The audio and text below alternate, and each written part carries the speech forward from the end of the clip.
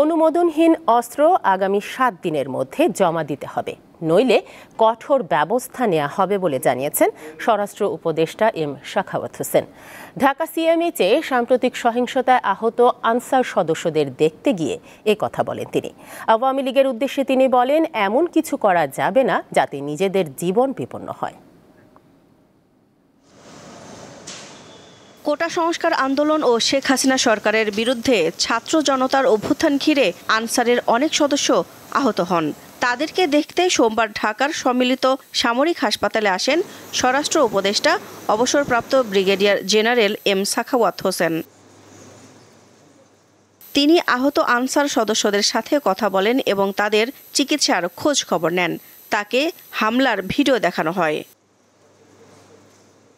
সাধারণ মানুষের কাছে অস্ত্র কিভাবে গেল তা নিয়ে প্রশ্ন তোলেন স্বরাষ্ট্র উপদেষ্টা। নিষিদ্ধ বোর্ড যেটা সিভিলিয়ানের হাতে যাওয়ার কথা না, সেটা অথরাইজড পুলিশকে করা হয়েছিল, র্যাবকে করা হয়েছিল। সেই ওয়েপন কিভাবে এদের হাতে গেল? যাদের হাতে এই আনঅথরাইজড ওয়েপন আছে, আগামী 7 দিনের মধ্যে তারা নির্দিষ্ট থানায় জমা দেবেন। যদি জমা না দেন তাহলে দুইটা চার্জ লাগবে। একটা হচ্ছে অবৈধ ওয়েপন, আর একটা হচ্ছে সরকারি নিষিদ্ধ ওয়েপন আপনাদের হাতে। আওয়ামী লীগের ভবিষ্যৎ রাজনীতি নিয়েও কথা বলেন সাবেক এই সেনা কর্মকর্তা। এখানে মারামারি কোনো লাভ নেই। আরও কিছু লোকের মৃত্যু আমরা চাই না। অনুরোধ করছি, প্ররোচনায় আসেন না। ব্যক্তিগত স্বার্থে আপনারা এত বড় একটা দলকে নষ্ট করেন না।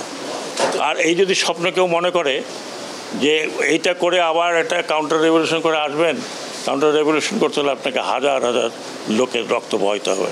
যদি আপনারা সেই দায়িত্ব নিতে চান তাহলে নিন, আমার কিছু করার নেই। পুলিশের বর্তমান যে পোশাক রয়েছে তা পরে তারা বের হতে চান না বলে উল্লেখ করেন স্বরাষ্ট্র উপদেষ্টা। দিলশা দানি, দীপ্ত সংবাদ, ঢাকা।